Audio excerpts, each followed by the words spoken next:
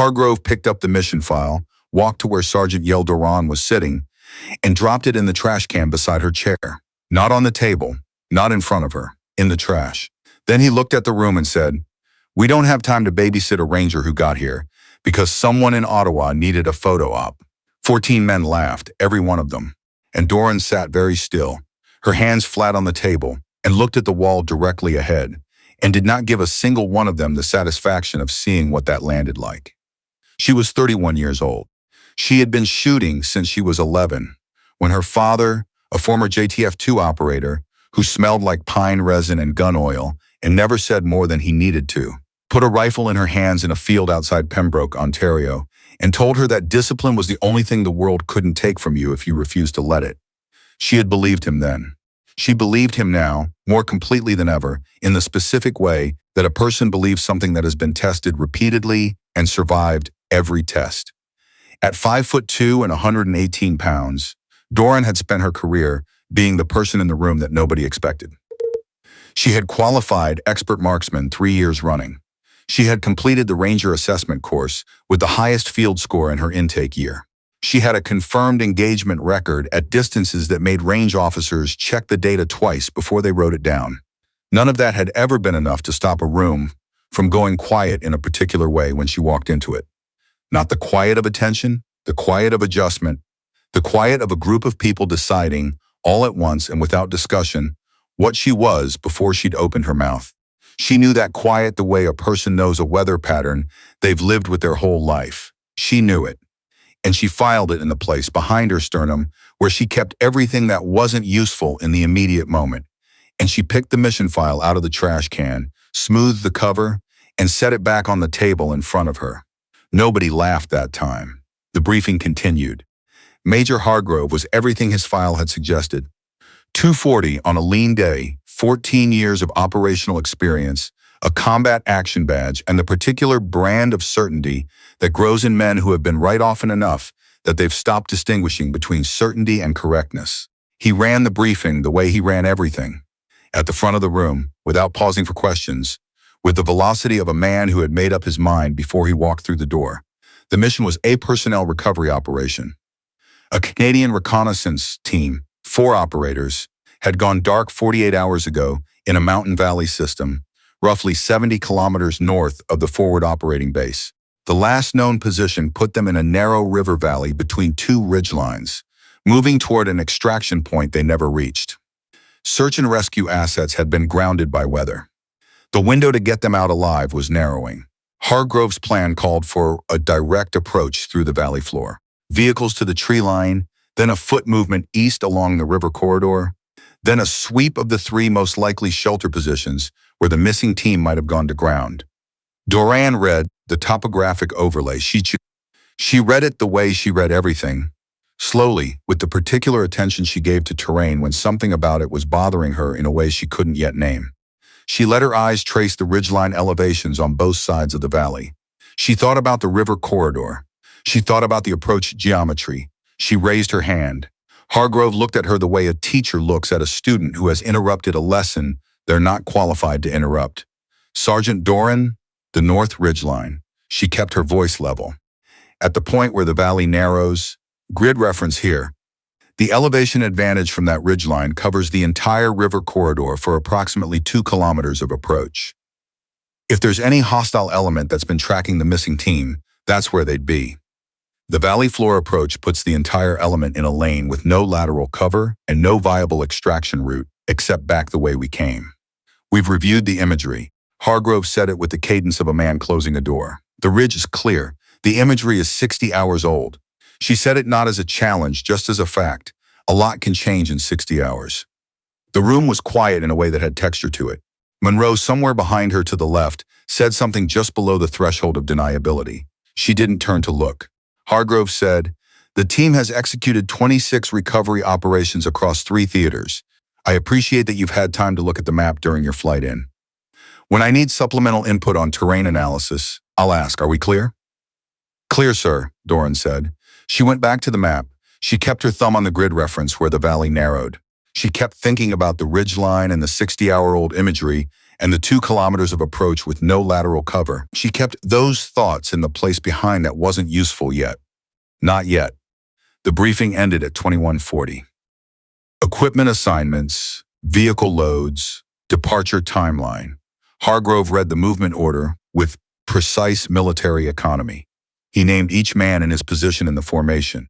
He did not name Doran until the end. Sergeant Doran, he said, you'll be integrated with the support element, rear of the main body. Her position in formation terms. She was not a shooter on this operation. She was luggage with a rifle, Sir, Doran said. My operational specialty is long-range precision support. That function has the most value in an elevated overwatch position ahead of the main element's movement through any contested terrain. If I'm at the rear of the formation, you're where I need you, Hargrove said, which is somewhere you can't slow the element down. The sentence had a specific weight. She felt it. Every man in the room felt it. A few of them showed that on their faces and didn't bother to hide it.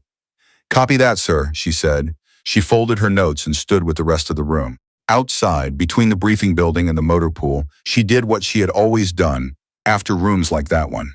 She stopped. She breathed. She placed what had happened in the location where it could be held without interfering with the work. Not forgotten, just stored. There would be time to feel it properly later. Right now there was a mission to prepare for and 4 operators who had been in a mountain valley for 2 days without contact and were running out of time. She went to draw her equipment. The armorer, a young corporal named Thiessen, who looked like he'd graduated high school approximately last Thursday, stared at her load request for a long moment. The full C-14 system? He said. Ma'am, she waited. That's 62 pounds of kit before the ruck, he said.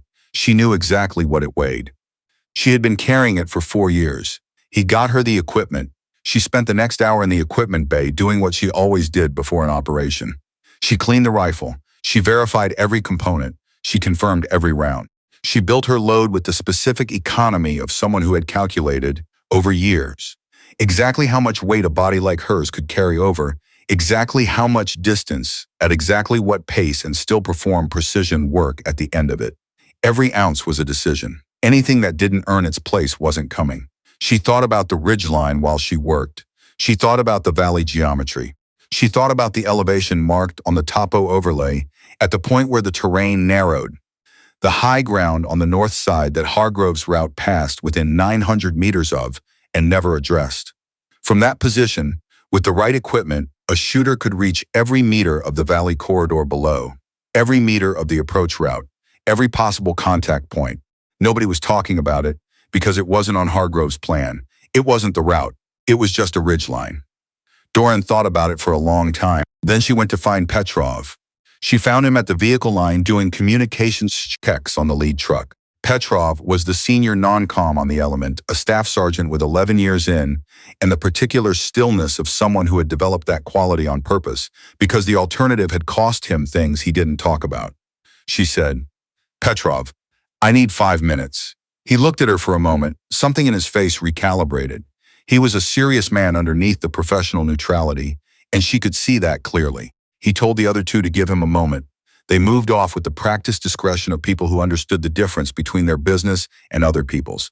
Petrov leaned against the truck and crossed his arms. Go ahead. The valley approach, she said. You've looked at the topo, he said. I've looked at it, she said. The north ridge line, at the narrow point. You know what I'm going to say, he said. The major made the call. She said, that's not what I asked. A pause. Petrov's jaw moved slightly. The movement of a man deciding something he'd already been deciding for a while. If that ridgeline has any element on it with line of sight to the river corridor, she said, the valley floor approach is a lane, 2 clicks with no cover and 1 exit. Petrov was quiet. She said, I know you know this. He said, I know. He agreed without agreeing. The way people agree when they've already run the math and don't like the answer.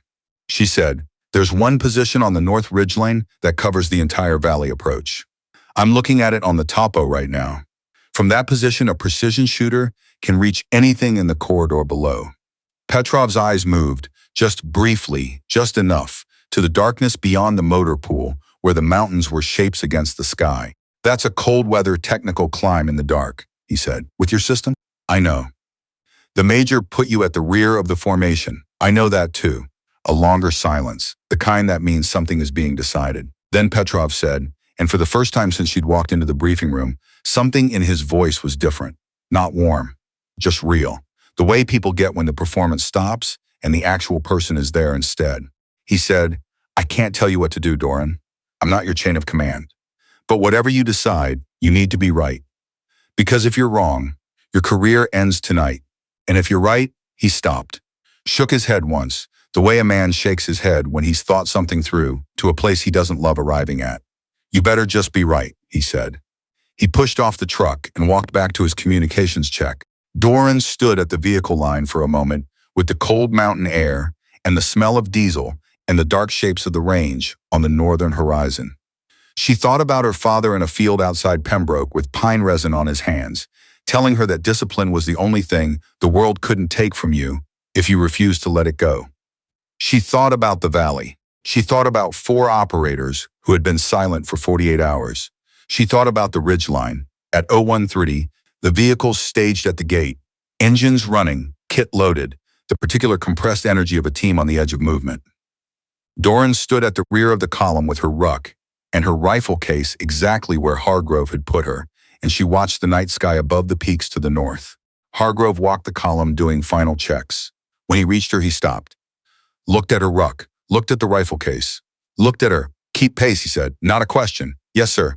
"Don't slow my element down," he said it without heat, as a statement of the most likely thing, as a man announcing the weather. "Understood, sir." Something crossed his face, gone before it landed. "Move out," he said. The vehicles rolled north. 3 kilometers from the fob, Doran looked east toward the ridgeline system. The north ridge, the one she'd had her thumb on during the briefing, was visible as a dark mass against the slightly less dark sky. She could see the point where the valley narrowed. She could see where Hargrove's route would take the element in approximately 35 minutes. Hargrove had said, "Rear of the formation." He had said, "Don't slow my element down." He had said, "You're where I need you." Sergeant Yael Doran had followed orders her entire career. She had followed orders when they were wrong, when they were meant to diminish, when they were designed to remind her that she was in a room at someone else's discretion. She had followed them because discipline was the inheritance her father had left her, because she believed that trust and structure were what kept people alive. But she also believed in 4 operators somewhere in a mountain valley running out of time. And she believed in the ridgeline. And she believed in her father's voice and the C-14 on her back. And 3 years of preparing for exactly this kind of impossible decision without ever knowing when it would come. The vehicle stopped. Dismount point. The element filed off into formation with the precise efficiency of men who had done this enough times that the motion was stored somewhere below conscious thought. Doran dismounted. She stood at the edge of the tree line. She looked at the formation assembling ahead of her. She looked east at the ridgeline. She made her decision. It was not a dramatic moment. There was no clarity that swept the doubt away. The doubt was still there, fully present, completely real. The doubt about her career, about her judgment, about what it would mean to be wrong. That doubt was as heavy as her ruck, and she felt every gram of it. She shouldered her rifle case. She turned east. And Sergeant Yael Doran, the woman they had called a liability, a photo op, a mistake in the rotation list, walked away from the valley floor and toward the mountain, alone in the dark with 62 pounds on her back and the voices of that briefing room still reverberating somewhere behind her ribs where she kept the things she couldn't yet put down. She didn't look back. She started climbing. The ridgeline came up fast and then steeper than the topo had suggested, in the particular way that terrain always has opinions that maps don't fully account for. The first 100 meters were manageable. Loose shale over a solid base. Her boots finding purchase with the automatic confidence of someone who had grown up spending weekends in the Gatineaus, with a father who believed that the outdoors was where character either developed or revealed its absence. The rifle case was the real variable. The C-14 in its hard case was 28 pounds by itself, with the spotting equipment, the ammunition, the bipod assembly, and everything else packed tight around it. The case she was carrying north of 40 pounds before she'd counted the ruck. The weight distribution was wrong for vertical movement in the way that mattered. It pushed her backward, torqued her spine, fought her every time she reached up for the next hold. She climbed anyway. At 18 minutes, her left hand slipped on a section of frost-slicked granite, a quiet, sudden loss of friction, her fingers reading the rock wrong, her weight shifting in a direction the mountain didn't care to accommodate. For 1/2 second her body swung wrong, the rifle case following the physics of its own mass, pulling her sideways with the indifferent authority of 62 pounds with opinions. She drove her right hand into the rock, found a crack, held. She pressed her forehead against the stone and breathed, once, twice, 3 times. Then she found her feet and kept moving. Below her, invisible now in the terrain and the dark, the element was in motion. She knew their pace, she knew the route. She had memorized the topo well enough to run it in her head. They would reach the narrow point in approximately 20 minutes. She needed to be in position before that. She pushed harder. The cold was serious. Not the cold that discomforts, but the cold that matters. The kind that works on extremities and lungs, and the fine motor precision a shooter needs when her job is to put a round exactly where it has to go from distances that don't forgive estimation. She had dressed for it. She had planned for it. But plans and the actual mountain are 2 different arguments. And the mountain had been making its case for the better part of 40 minutes when she pulled herself over the ridge crest and onto the ledge system she'd identified from the topo. She was in position. She unstrapped the rifle case with hands that were bleeding.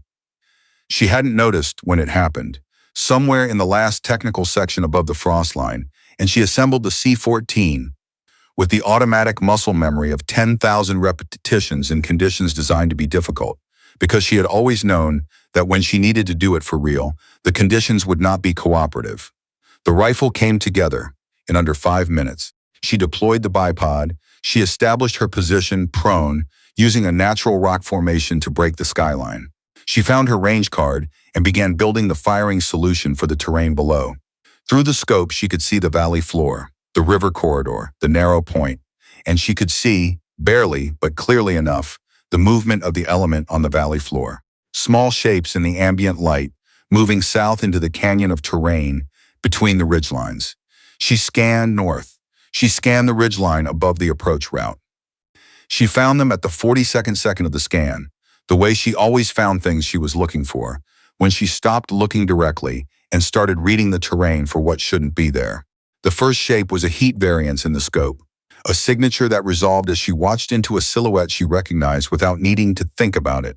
A man in a firing position, then a second, then a third, partially concealed behind a natural rock formation, but visible at her angle from above. She kept scanning. She counted 5 hostile positions covering the valley floor approach, 5 positions with overlapping fields of fire. Everything she had described in the briefing room, everything Hargrove had folded the map on. Her radio crackled, element net, weak at this distance but audible. She heard Hargrove's voice, controlled, authoritative. The voice of a man moving his people through terrain he was certain was safe. She keyed the radio. Doran to Hargrove, I have eyes on hostile positions. North ridgeline 5 confirmed. Valley floor is a kill zone. Do not advance past the narrow point. I say again, static. Then Hargrove's voice clipped and cold. Doran, where the hell are you? North ridgeline overwatch. I have visual on 5 positions covering your approach. They are staged and waiting. You need to stop the element. A pause long enough to mean several things. Then Hargrove said, you abandoned your assigned position. You disobeyed a direct operational order. You are going to. The first shot came from position 2 on the ridgeline. Not at the element, a ranging shot, an adjustment, the kind of shot a trained team fires to confirm elevation before they commit to a coordinated engagement. It was the last shot they fired before anyone on the valley floor understood what was happening. The radio erupted. Contact, North Ridge. Contact, Ruiz is down. Where is it? Can't see the position. Ruiz is hit. The element had found cover. Not good cover. The valley floor between the ridgelines was not designed to protect people moving through it. But they had gone flat and stopped moving, which was keeping them alive in the immediate term. The coordination of the ambush required movement to be effective. As long as the element was still, the engagement geometry was wrong for the hostile positions above. Doran was already working. Position 1 was closest to the valley floor, the most immediate threat. She dialed the elevation. The range was 640 meters. The wind was 4 knots from the northwest, steady, manageable. She found her breathing. She found the stillness. She fired. The C-14's report hit the mountain air and came back off the opposite ridgeline a full second later. The scope confirmed what she'd seen in the half-second before the recoil. Position 1 was no longer a position. She cycled the bolt. Found position 2.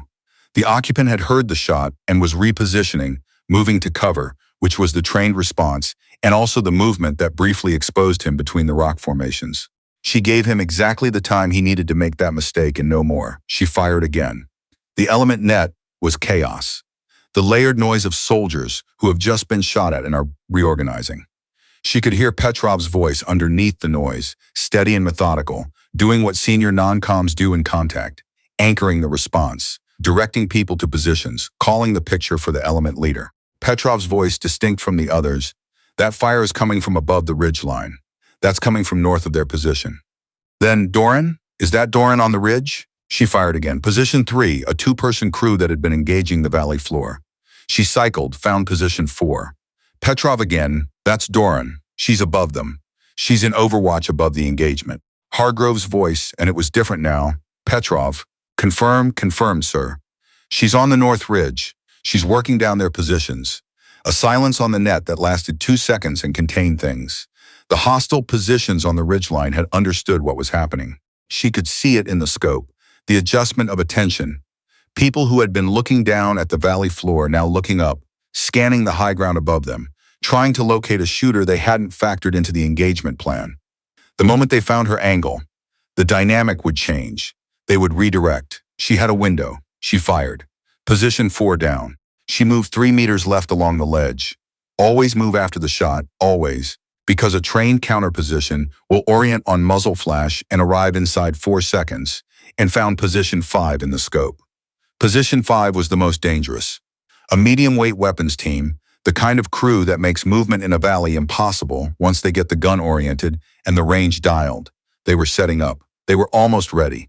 She did not give them the time to be ready. She fired twice. The second shot was the one that ended the setup.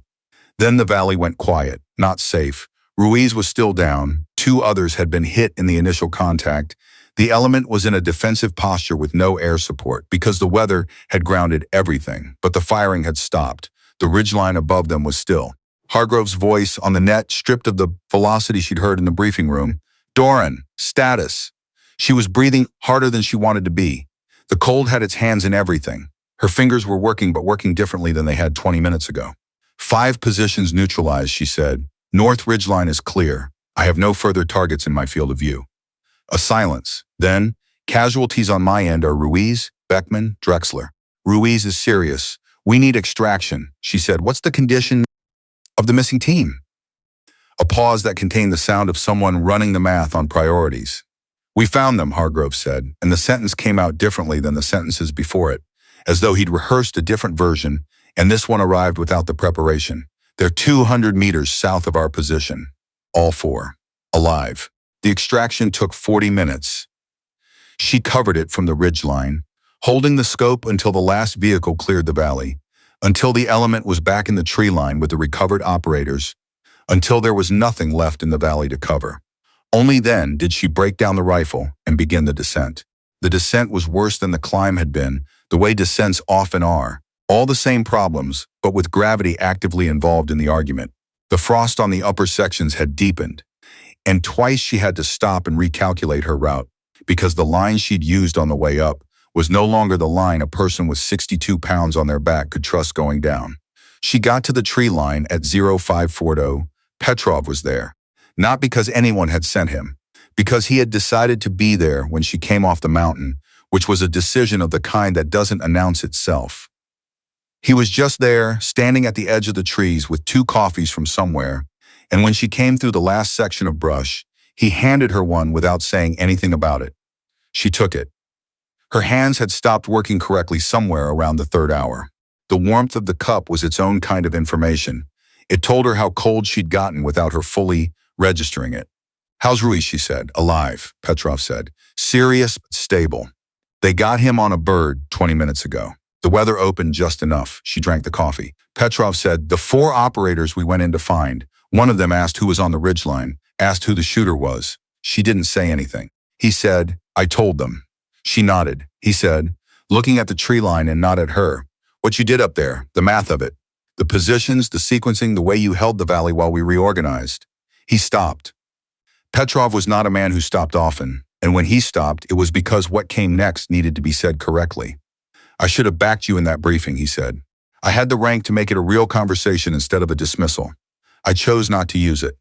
He looked at her then, directly, with the specific quality of attention that a serious person has when they've decided not to manage the distance anymore. That's on me. I'm sorry. She looked at him. This large, experienced, careful man standing at the edge of a tree line at Zo 5 Fort in the cold, doing the thing she had not expected, telling her where he'd been wrong. Thank you, she said. He nodded. He looked back at the tree line. There will be a debrief, he said. Hargrove will run it. She said, I know. Petrov said, I've been in a lot of debriefs. In a lot of debriefs, the account of what happened shapes itself around what the senior person wishes had happened. He paused. I don't think that will occur this time. She looked at him. He said, I think Major Hargrove had a long night. The silence that followed was the particular silence of a person who had understood something about themselves in the dark and was not looking forward to sitting down in a bright room and putting it on the record. The debrief was at 0800, same room, same corkboard, but the atmosphere was not the same room. Ruiz's absence was felt. The two others with minor wounds were there, seated carefully. The four recovered operators, pale, dehydrated, 36 hours past their last clean meal, were at one end of the table, and the particular quality of their stillness was the stillness of people who understood in a physical and unambiguous way what had been at stake in the valley. Hargrove ran it. He ran it the way Doran suspected he ran everything when he was running it. Honestly, structurally, sequentially, without performance. Timeline, actions, outcomes. When he reached the section covering the ridgeline engagement, he read from notes he had clearly written and revised more than once. Sergeant Doran, having assessed the approach route and identified a high probability of hostile elevated positioning on the north ridgeline, made an independent decision to ascend to an overwatch position without authorization and in direct contravention of my standing order, placing her in the rear of the formation. He looked up. That decision, he said, was the reason this element came home. The room was very still. He said, the record will reflect both of those facts, the contravention and the outcome. Petrov, leaning against the wall with his arms crossed, said nothing. He nodded once, the kind of nod that speaks its own sentence. The debrief moved on. Friendly casualties, recovered personnel status, equipment accountability, ammunition expenditure, after-action items. When Hargrove reached the end, he set down his notes and looked at the table. He said, before I close this debrief, I'm going to say something that isn't standard format.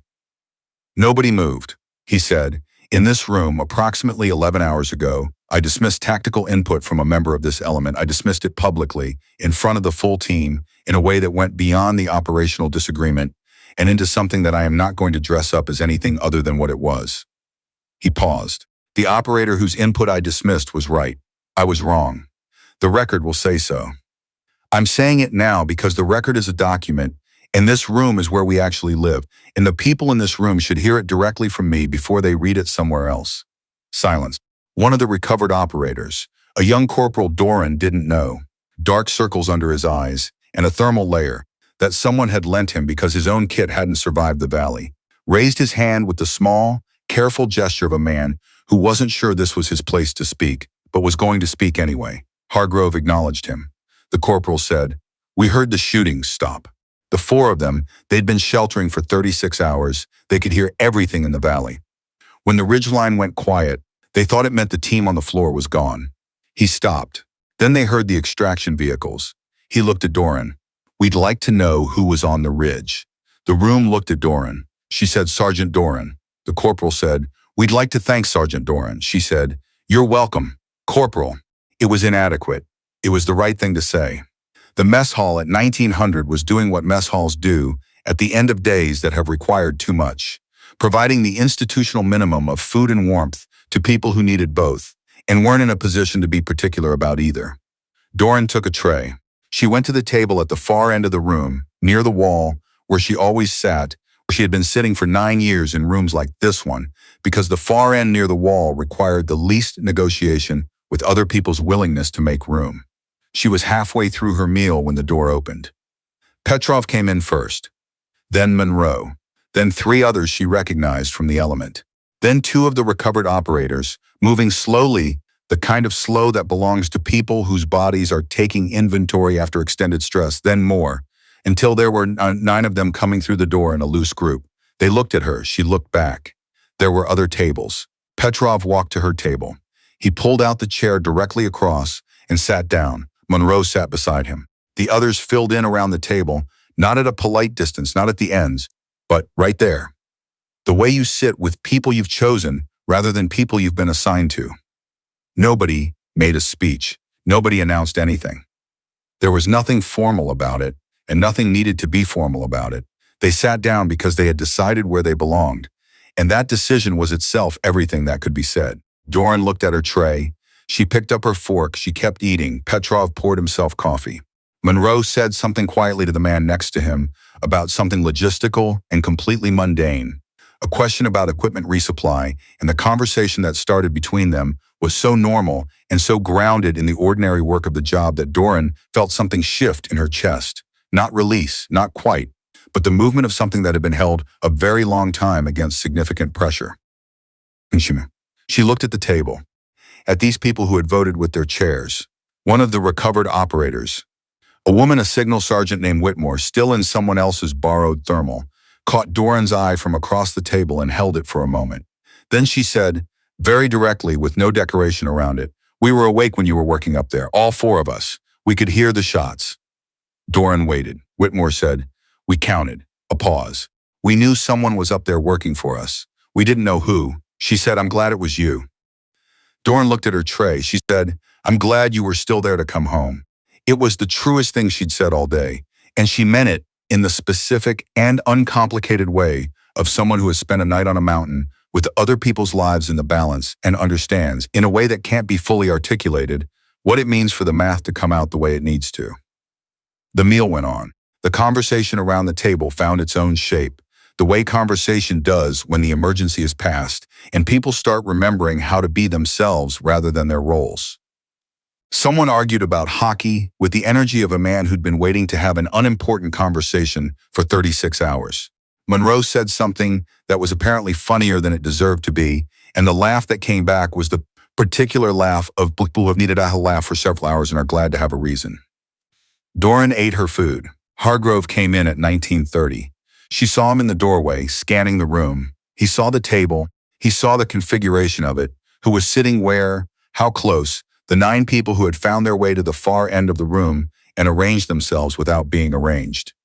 He didn't come over immediately. He got his tray. He stood at the counter for a moment, and she could see him deciding something in the specific way that serious people make decisions. Not impulsively, but deliberately, with the weight of what they're deciding fully present. Then he walked to the table. He didn't take the far end. He took the chair beside Monroe, which was 2 seats down from Doran, and he sat down, and the table accommodated him the way tables accommodate one more person when the people already sitting have already decided what the table is for. Nobody said anything about it. He said, "Ruiz is going to make it." He said it to the table generally, but his eyes were on Doran when he said it. The surgery went well. They expect a full recovery. The exhale around the table was not loud, but it was unanimous. He said, "I'm going to ask you something, Doran, and I'd like you to answer it honestly." She looked at him. "Go ahead. When you turned east at the tree line, when you made that call." He paused. "Were you certain?" She thought about the honest answer rather than the useful one. "Not completely," she said. "I was certain about the ridgeline. I was not certain I was reading the command situation correctly, that there wasn't information I didn't have, that the major hadn't seen something in the 60-hour-old imagery that I'd missed." Hargrove said there was nothing in the imagery. "You read the terrain correctly." She said, "I was more certain than I was uncertain. When those are the two options, you go with the certainty." He was quiet for a moment. Then he said, with the weight of someone speaking from the part of themselves that had been working all night, "That's the decision in one sentence. Every call I've ever had to make comes down to that." He looked at his tray. "I went with the wrong certainty," he said. "Not because the intel was wrong, because I decided what you were before I looked at what you could do." He said it without flinching, without construction around it. He was a man who had been wrong in a way that had consequences and was not looking to manage the distance between himself and that fact. And the version of the record I wrote tonight says, "So without qualification, and it will go up the chain without qualification.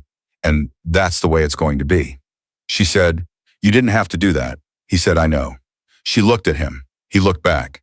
And in the space between that exchange was a kind of accounting, not Resolution, not absolution. Just the honest recognition of two people who had been on opposite sides of a door that had now opened.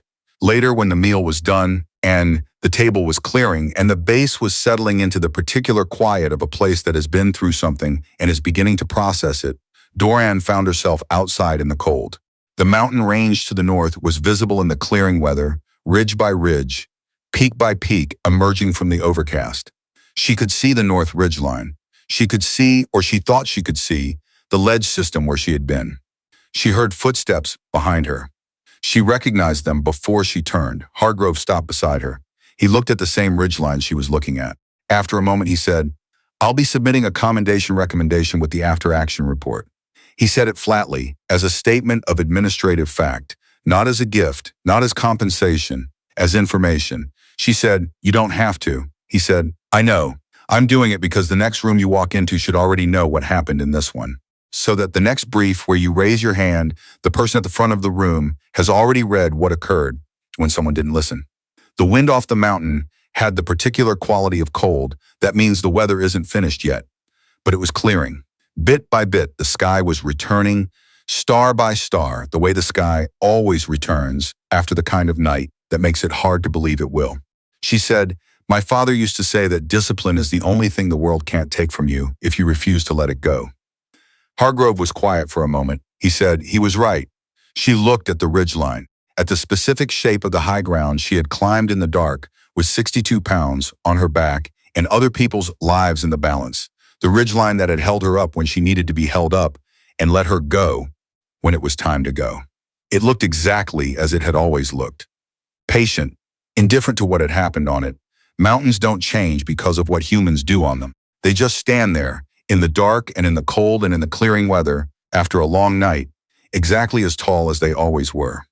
She thought about her father, about a field outside Pembroke, about the specific inheritance he had given her that couldn't be dismissed in a briefing room, or put behind a formation, or thrown in a trash can. The one that lived in the body and the hands and the part of the mind that goes quiet when the work begins. Hargrove said, "I'll see you at the 0700 brief tomorrow," she said. "I'll be there." He went inside. She stayed out for a while longer. The cold and the dark and the mountain and the clearing sky and the particular quality of silence that comes after the kind of night that required everything from a person, when the person is still there and the night is over and the world is deciding what it is without the emergency in it. Then Sergeant Yael Doran turned her back on the ridgeline and walked inside to sleep. She had been tall enough all along. The mountain had simply been the first thing willing to confirm it.